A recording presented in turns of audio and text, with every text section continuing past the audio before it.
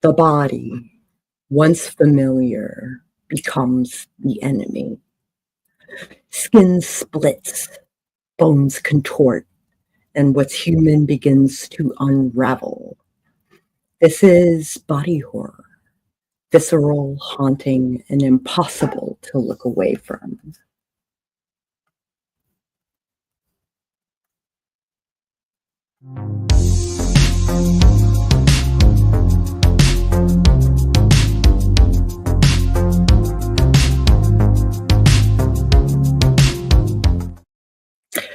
Hey there, aspiring horror authors. It's another episode of Sako in the Moon by two self-published horror authors walking the path of horror craft and marketing. In case you missed it.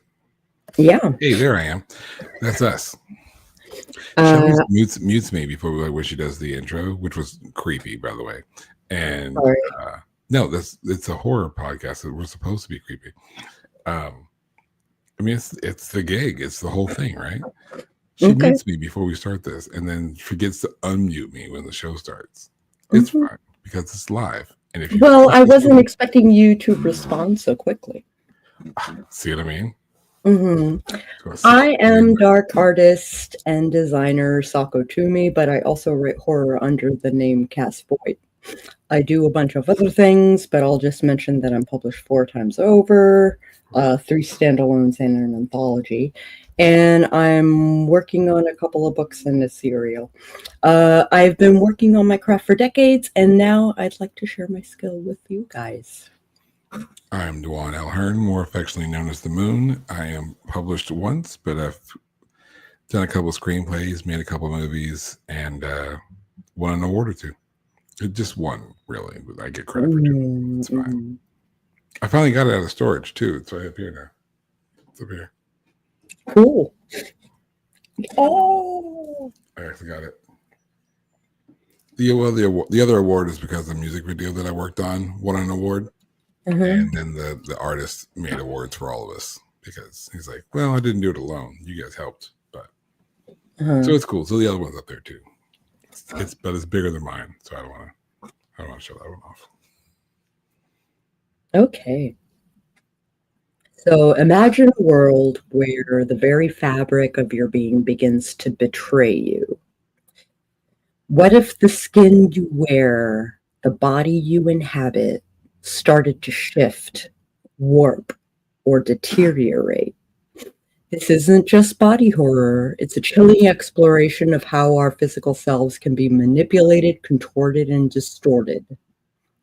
Today, we're diving into some of the most unsettling forms of transformation, from grotesque tattoo art to a person's body glitching like corrupted data.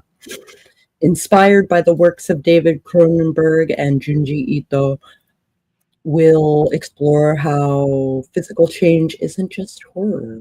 It's a metaphor for our deepest anxieties. So let's look at a few disturbing transformations and see how both horror and body autonomy intertwine. All right, so first I want to talk about physical transformation, the horrors of change. We always call that puberty. But that also goes into the relatability of what you're talking about before you get into it. Like, that's a change that we've all kind of gone through to some degree. All of a sudden you wake up one day and there's something different and you don't know what to fucking do about it. And imagine that on the craziest of scales. And then even gross, like even bigger, and that's body horror in and of itself. So I have this set up as tropes, and then how Cronenberg and Junji Ito kind of supported that particular trope, or not supported, but actually paved the way for others to follow suit. I did mention I've not seen a single Cronenberg movie, right? Yeah, that is okay. We'll make it work. How about Junji? You know anything about him? Not a clue. Okay, cool. So I'm learning from this stuff as much as everybody else is on the side. But now I've seen body horror. And so, when we're not talking about Junji Ito and Cronenberg, we got some recommendations. Because I know that you guys are watching, you guys know exactly which body horror movie I'm thinking of. We're going to talk about it. We're going to talk about it. Just give us some time. I won't mention it yet. It's coming though. Okay, so the first trope is the living canvas. A tattoo artist discovers that their designs don't just mark the skin, but begin to reshape the client's body, distorting flesh in grotesque patterns. So this trope, think of The Fly or Videodrome. In Cronenberg's world, technology and the body merge in disturbing ways. Here, the tattoo becomes an invasive, uncontrollable force. And then in Ito's world, in Uzumaki, spiral patterns corrupt the body, leading to physical transformations that symbolize obsession.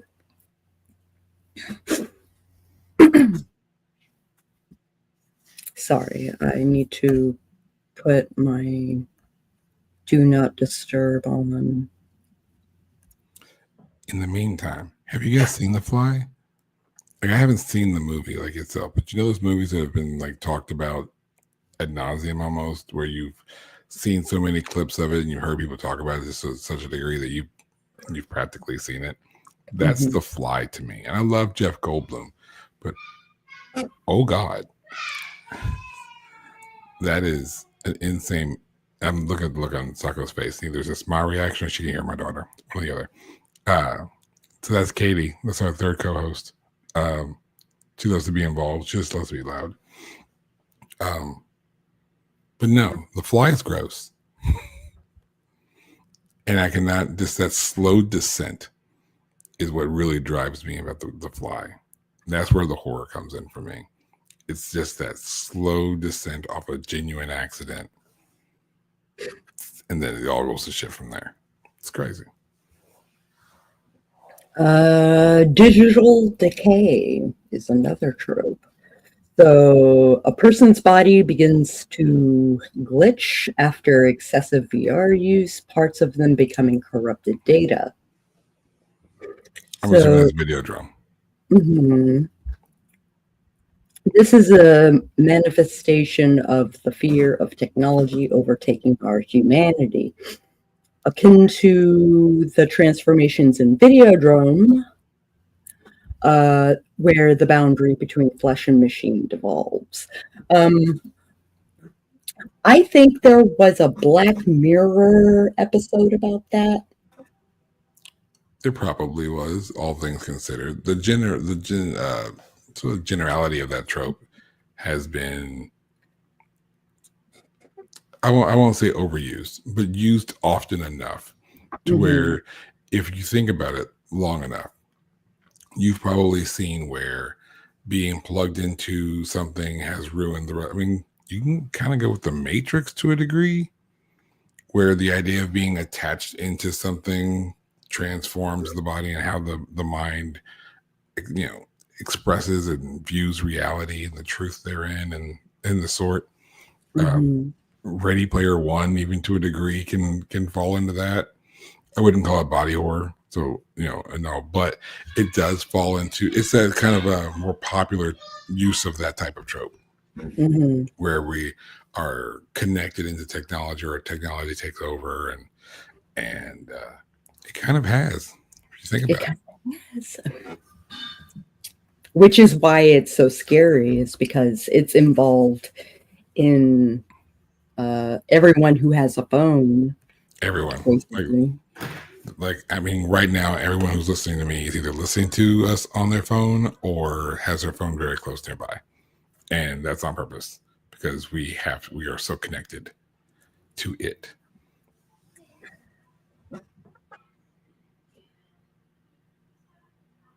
The intersection of the physical and the psychological. So a clothing designer creates garments that literally merge with the wearer's skin, slowly consuming them. Clown. Clown? There's this movie called Clown, and this father is supposed to be getting a clown for his kid's birthday, and the clown doesn't show up for one reason or another, and so they're like, "What do we do? What do we do? What do we do?" Because most movie parents, if you don't give your kid exactly what you've promised, you've ruined their lives forever. Right. And so he happens to look in the closet, and there's a clown suit. It's this old clown suit. So he's like, "That's fine. I'll just put on this clown suit, and I'll be the clown, and it'll be a fun little thing, cute little thing for the party." And then he goes to take the clown suit off, and he can't. And the clown suit then becomes part of him, and then it starts going to his brain, and it's like he starts to think like whatever this haunting spirit or whatever it was. And I think he goes off and kills people. I can't remember. But yeah, Clown, if you can find that movie, pick that one up. It's a pretty good watch. Right on. So this is social commentary. This speaks to the pressure we place on our bodies for beauty and perfection, how our need to fit in can transform us into something unrecognizable. I can't. And there's a lot of things in that trope. And I can't think of a whole lot of movies right now. One is, of course, the one that I was, not the one I was mentioning earlier. That's still coming. But the one we'll be talking about this Monday when we do our movie review is The Substance. Big popular movie from this past December. And I mean, for months, all December, January, February, March, I mean, all the year so far has been about The Substance. And I finally got a chance to watch it last night. And I get it. And that's the gist of the movie, is that you have this actress who is washed up. She was doing a job she's like a fitness model, kind of like Richard Simmons doing that kind of thing. Maybe Suzanne Summers, if you guys are old enough to know who Suzanne Summers is. I just realized that there's a whole lot of people who will watch this show have no idea who Richard Simmons and Suzanne Summers are. Yeah. Wow. Okay. Anyway, so they did like Sweat into the Oldies fitness kind of stuff. And that's Demi Moore's character, Elizabeth. And she's doing the show. She's super popular. And then she gets older and she's just not as hip anymore. So in order to not fall the wayside, she goes to this process and gets this younger doppelganger, essentially, who takes over. And then there's movie plot stuff. We'll talk about that stuff on Monday. You should definitely catch our show on Monday when we go into all this. But that is definitely fitting that trope where we want to hold on to the youth and hold on to our beauty, and we don't want to be, fall out of favor with that social expectation of being pretty, particularly for women, which shouldn't be a factor. And that just popped up for Shirley Manson too. Like, it did. They're accusing her of being unrecognizable because she's aging. It's like her hair is gone white. Yeah, right? And she's got some wrinkles, and her skin's a little sick. It's fine because she's nearly 60. Yeah. What did you expect, people? She's nearly 60. Shirley Manson, for those who are just completely unaware, she was the lead singer of that fantastic group out of the 90s called Garbage. I'm still a big fan of. So much so that I'm seeing them in concert this September. Yeah. Like, huge fan. This is where I would probably plug the essay series. I'm not going to. So she spat back and basically said, I rock harder than most, and I'm gonna wrinkle and I'm gonna flub. And you know what? Like, you or I She says something else. I forget exactly how she says it. Honestly, if you can go just search Shirley Manson today, like you'll find the article. I read the one on People. It's the People magazine article. And that is just someone that's society looking at the group, the band, and judging the band to be unrecognizable. And as she quotes in that article, guess we're going to tie it back. As she quotes into that article, she's like, the rest of the band members look almost exactly the same as they always have, so this must be about me. And this ties into the substance, because this is society looking at a woman and expecting her to look exactly as young as she was 30 years ago at 28 as she does now at 58. And that is an unrealistic expectation. But society puts that on our women all the time. And they absolutely fucking shouldn't. And men, if you do it, fucking stop. I'm a husband and I have 2 daughters. Stop it. I'm happy to have a teenage daughter that doesn't have a body complex. I'm super happy with that. And no daughter should. No wife or mother should. Stop judging. But society does do this. And that's what happened to Elizabeth Sparkle in The Substance, to the point where she went through this sense of desperation that even when she had the opportunity to stop the process because it was no longer favoring her, she couldn't, because she was still associated with the adulation that went with youth and beauty. And sometimes that's where the psychological part comes in. As we get back to the subject of body horror, the psychological part comes in. It's like, as we are existing in a world that is obsessed with being skinny, being toned, being muscular, being strong, having, your regular colored hairs, you were born with it, and having it, women having long hair and doing this, and men having big old muscles and all that. Yeah, I don't fit that mold at all. There's a reason I wear a hat in every episode. There is. I'm not going to fit this beauty standard. Sako's cute. She can hang out. But I'm not going to fit this body standard. And to some people, that would be enough to kind of drive them into a spiral and lead to them doing some crazy things in order to fit that norm. And if you follow down that track, you're going to find a slew of wonderful body horror movies, including The Substance. So Cronenberg's work, particularly in Videodrome, explores the effects of media consumption on the body, where the mind begins to erode as the body morphs into something grotesque. Okay, so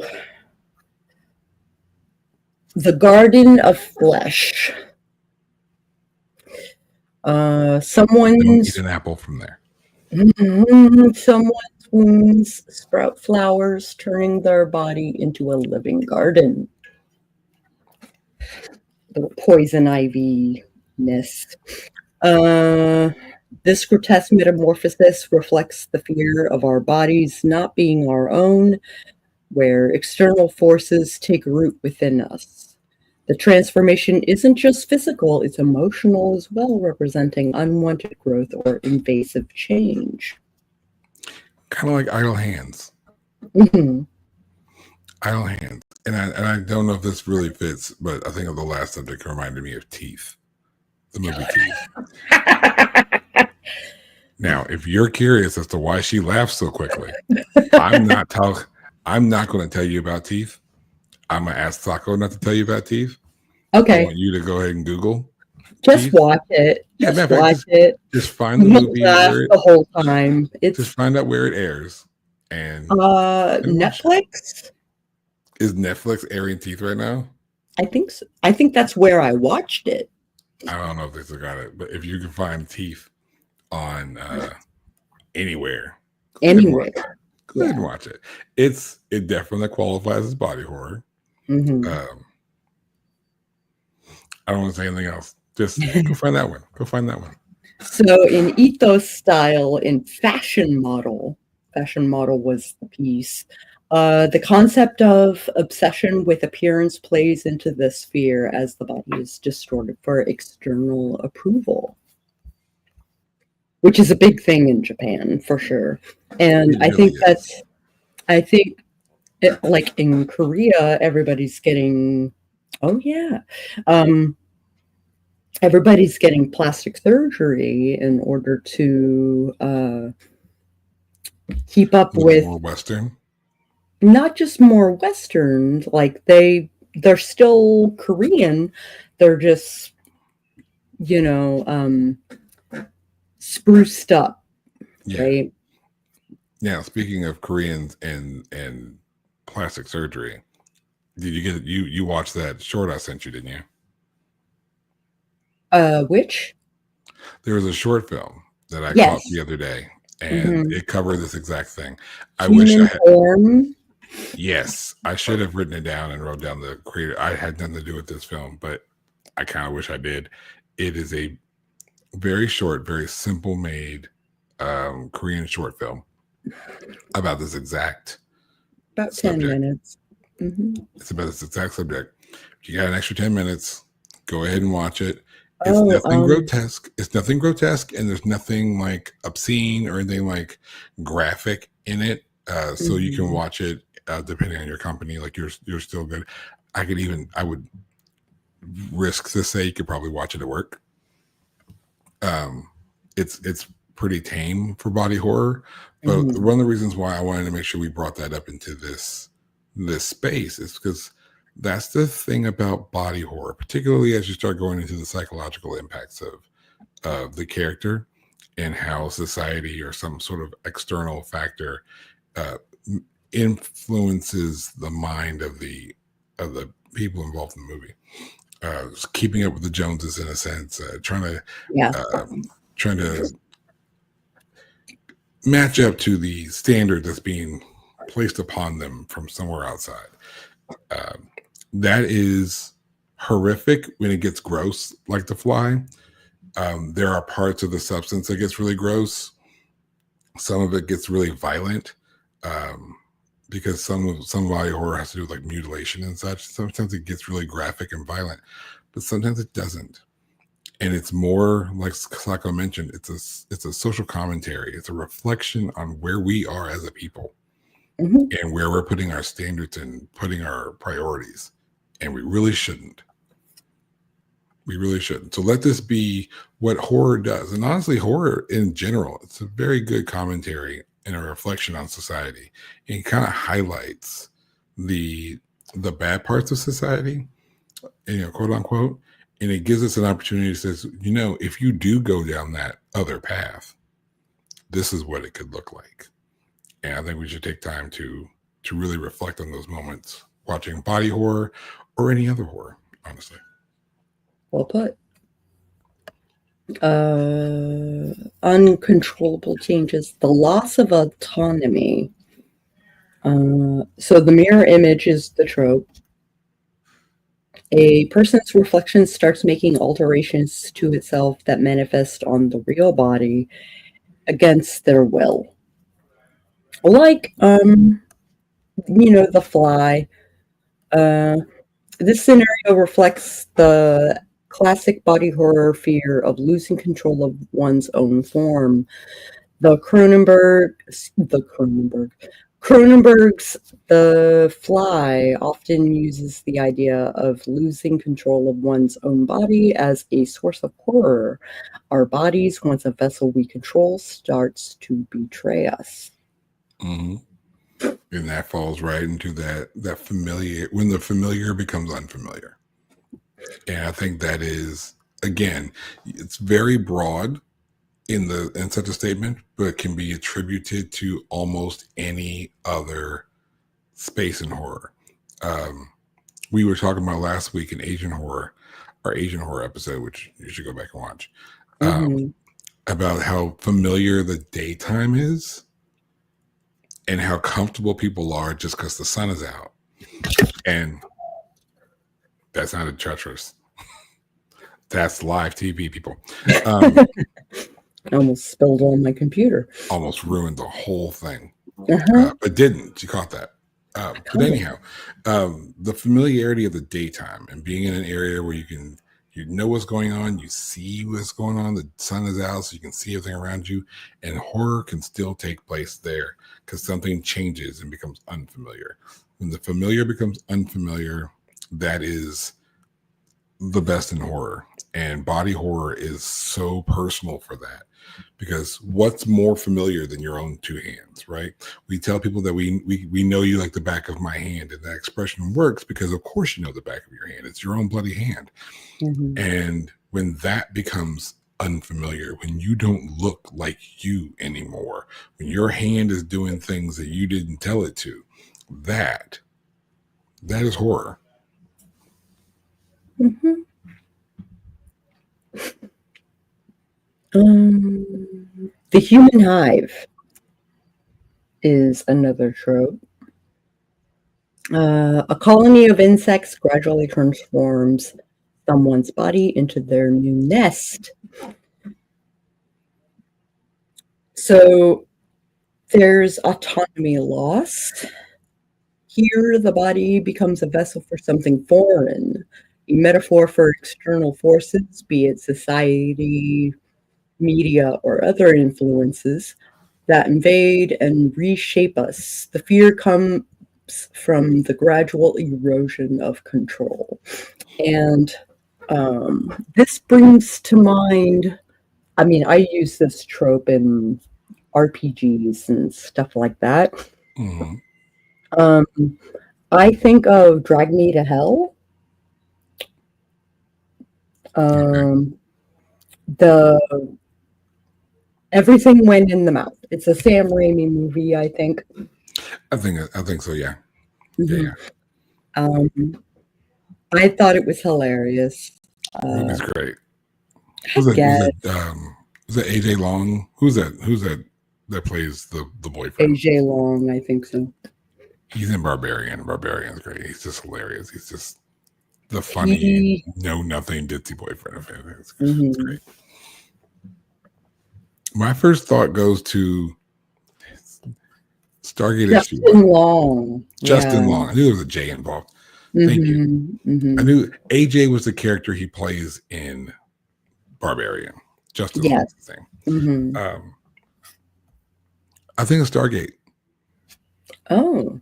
Stargate SG-1, not horror, but it's sci-fi is a great place to hide horror tropes. Sci-fi is so good for doing it because we can also talk about Alien in the entire franchise, about body invasions, the part where the little alien guys out of the body. But in Stargate, you have the Goa'uld, which are symbiotic little serpents creatures, and they enter your body and then they take over your mind, and they use your body against your will. And if you watch any of the episodes, like at the death of Apophis, you have these bodies, these people who were taken over hundreds of years ago and have had to been forced to sit back in the back of their mind to watch what their bodies were doing. Mm-hmm. In another movie, I didn't think of this until literally just now. Get Out. Get Out is another body horror movie that you would never put in. The Faculty. Yeah, The Faculty is a good one. Yeah, but Get Out is one of those movies where the whole point is that it was going to it puts the person into the sunken place, and then the body is then taken over by someone else. And when you see him stuck into that chair and he falls into the sunken place, just to see how vulnerable his body is in that moment, that is when your body no longer feels familiar. And we see little signs that when the one party guest gets this picture taken and snaps out of it temporarily and tells homeboy he's got to go, that's when you know that he's been sitting there in the back of his mind witnessing his body doing some shit it's not supposed to. That is horrifying. The idea of just being so blitzed out of your mind that you don't have control of you. What can be more horrific than that? Indeed. Another trope would be liquid state. A person's body begins to melt and flow like water, forcing them That's water. It's water. Forcing them to contain themselves in vessels. The Fly. The protagonist's body deteriorates into something unrecognizable. The inability to contain oneself leads to psychological and physical horror. Similarly, liquid-based transformations highlight our constant struggle for control over our bodies. Like the Wizard of Oz. What? The Wicked Witch of the West. She melts at the end. Oh, yeah. I had to throw it in there, guys. I had to. Okay. It was that or the Secret World of Alex Mack. Neither one actually fit, but it has to do with people turning to water. So we're going to go with it. Self-improvement and addiction to transformation. All Okay. Hollywood. Yes. Outside the movies. The architect is the trope. Someone gains the ability to reshape their bones and organs like clay, but becomes addicted to improving their design. This is it. This is where I get to talk about the thing. This is where we get to talk about the movie you knew I was going to talk about. This is it. Are you ready? Are you ready for it now? It's the human centipede. That's the one that grosses out everybody, but you knew we had to talk about it in this movie. I was waiting for this. Because that's exactly the trope utilized in the human centipede. All three of them. I can't believe they made three of them either. But it's this guy who thinks that he can manipulate the human body and improve it. I don't know. Maybe he was just bored, a bored scientist. I don't forget what his motivations were, because it's really gross, and who cares what his motivations actually were. Like, who actually pays attention to the words in this movie? You just want to see the creature and then never see this movie again. Which is exactly how I expect you also watch this movie. Go into it. You can listen to the words if you want. This is not to discredit the author or the screenwriter, but let's be honest, you're there to see the creature and then to never see the movie ever again. And you should never see it once and you're good. And if you've seen the first one, I don't even need to see it. I'd never seen The Fly. She'd never seen The Human Centipede, which is why I knew I had to talk about it. Because it's such a horrific thing that happened to you. And what I love about that movie is the fact that part of what the movie does the psychological impact of this movie is when you put yourself into the place of the victims, right? There are 4 of them. The centipede has 3. There are 4 victims because one guy doesn't match, and so he just dies. You put yourself into the place of the victim, which is what most horror does. It makes you put yourself in the place of the victim. And then you're just like, how shitty, pun intended, would that be to be in this situation? Someone is laughing, and I appreciate it. I know it's Chase. It's a terrible situation to be, especially if you're not the first person. But if you are the first person in the centipede, you know what's happening to the person behind you and behind them. And it's terrible to even fathom. So you're welcome for me bringing that up for you. Leave it to me. Yeah, thanks for that. You are absolutely welcome. And I wish I had something to eat so I could eat something immediately after talking about it. Oh. I know. That's why I wanted it, because it's body horror. And body horror is gross. That's what makes it gross. That's what makes it horror. And there's cool. Yeah. You're welcome.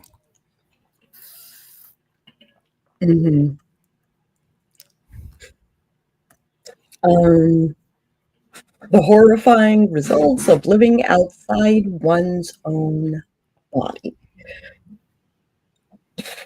Oh, no. No, I have things to say about the previous subject. Okay, so the architect mirrors the themes in The Fly, where the protagonist becomes obsessed with improving himself, only to spiral into physical degradation. And that's where I stuck the substance. Like, that's when I had intended to talk about that. I was going to throw it in a lot because I just watched it last night, so it's fresh in my brain. Yeah. In the substance, generally speaking, because the deep stuff comes on Monday, but you basically have that washed up actress. She finds a way to get a younger, fresher version of herself, and then the younger version of herself doesn't want to not be there. And it makes more sense when you watch the movie. We'll talk about it again more on Monday. But that's exactly what this is. It's that whole desire of self-improvement as a reflection on how society is viewing the original, the Demi Moore character, Elizabeth Sparkle.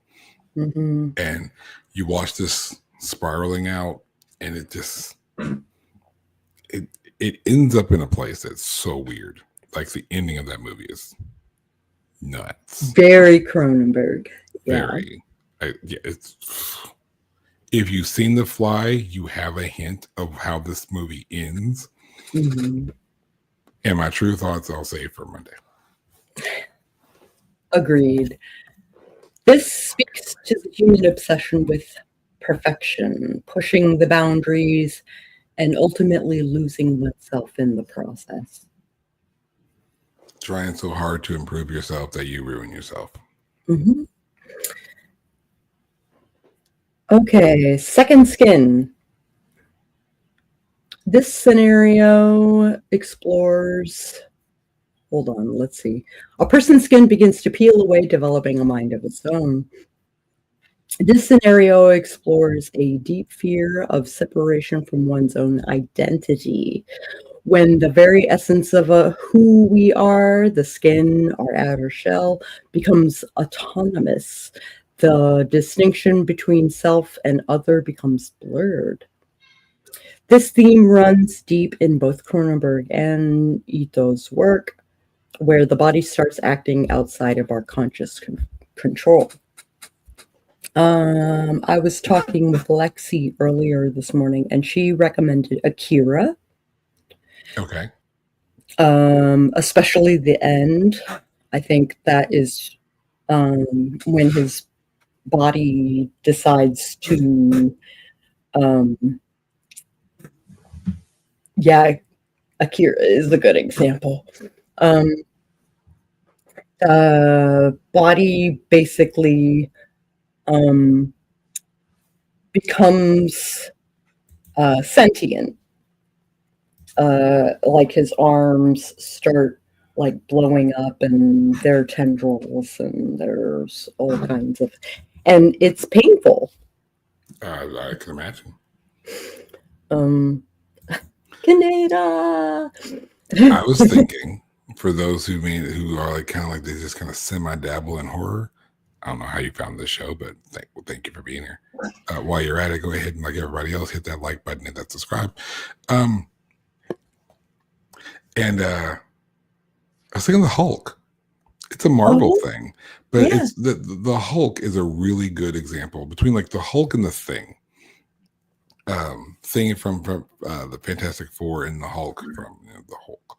The way the things switch, and especially as the Marvel Cinematic Universe has kind of progressed, you had this period where Bruce Banner could not control what the Hulk did, and Hulk chose not to involve himself if he didn't feel like it. And it's like Banner and Hulk are battling over the use of the body, even in their different miscellaneous forms, which leads to later on in the universe when you have Smart Hulk, where they finally find a way to merge themselves and be one.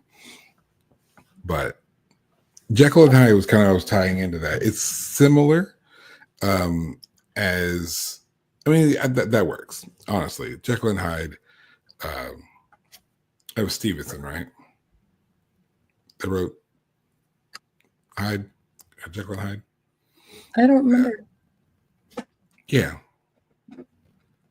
Stephen Lewis Stevenson. No. I jacked the whole name up. It's in one of these cabinets. Anyway, Jekyll and Hyde, great example where one doesn't have knowledge of the other, and then they're both trying to fight for the right of the body. If you accidentally come across Dr. Jekyll and Miss Hyde, don't watch that at work. That's all I'm gonna say. Not safe for work. It is absolutely not safe for work. Oh, okay. It is not. It's a good movie. Good movie, but not safe for work. Mm-hmm. It's from like 94 or something. The human printer. A 3D printer malfunction causes a person to start printing copies of their body parts uncontrollably. Interesting.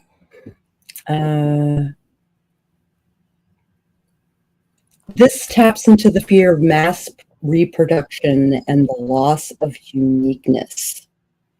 It also explores themes of identity, where the person becomes both the creator and the creation in an uncontrollable cycle of reproduction. Like Multiplicity? Sure. That old Michael Keaton movie where he have like 6 or 7 versions of himself.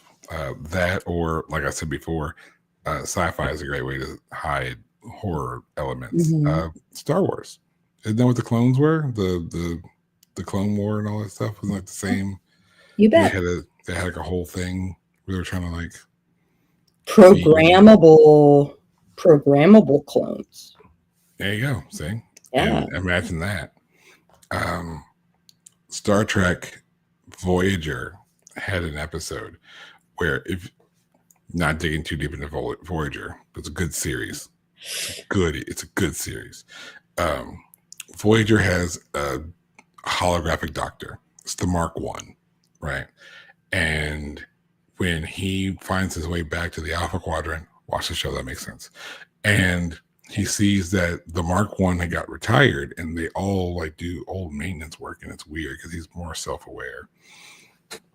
And so it's that same sort of seeing the duplicates of yourself just being dismissed as nothings. You can even go iRobot to a slight degree, but it has nothing to do with humanity. That gets weird. And yeah. Detroit Beyond Human and yeah. But you get the trope. The trope is there where we're looking at how something becomes so mundane that it becomes that you lose oneself in the mundane. Absolutely.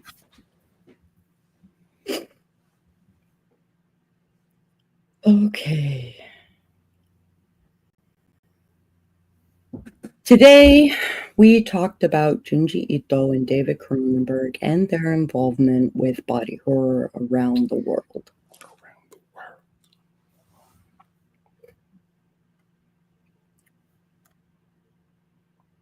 Forced or magical pregnancies? That's the Bible. It is. Call me what you want, but Mary's pregnancy would qualify as a magical pregnancy. It happens in Greek and Roman mythology. Those tropes are as old as time, as old as storytelling. Yeah. Actually, you can find a lot of these tropes that we've talked about in ancient Greek mythology. Oh, yeah. They're almost all there, including these. Yeah. Next week, multi-creative Renmelian joins us to talk about haunted houses and domestic horror. Again, where the familiar becomes unfamiliar because something fucked up happened at your house. Monday, we will critique The Substance, an homage to Cronenberg. It's fucking crazy. Mm-hmm. It's crazy at the beginning, it's weird at the end. It does. And I love it. I'm here for it. It's okay. I have things to say about it. I'll talk about it. Okay. We'll talk about it Monday. Thanks for sticking it out to the end, guys. I, Sako Toomey, mostly hang out on Facebook and Bluesky, but if you Google Sako or Sako Toomey or Cass Voight, you'll find all of my stuff. And I'm just Dwan L. Hearn. I'm available at Oh, well. dwanlhearn.com. Oh, we owe note something. What do we owe now? Anyway, you roboted for a second. I roboted. It's okay. You can see me on my website now. I'm a robot on purpose. Anyway, so you can find me online anywhere, dwanlhearn.com. DL Hearn writes on almost all your social medias, and I'm not hard to find. Woo! If you like this podcast, please rate us or like us or follow or subscribe or whatever. Do all the things because you love us. Because you love us. And tell your friends because you love us. You Even can if you want to contact. just like listen to our voices. You love our voices. Yeah, you do. You can contact us at sakoandthemoon@gmail.com, and we'll see you guys next week. I'm gonna come up with a. We don't have a sign off. 4 seasons and no sign off. Yeah, I don't know. The sign off right now is the fact that we had no sign off. We are Orange Cassidy, which is the wrong wrestling company to reference on WrestleMania weekend.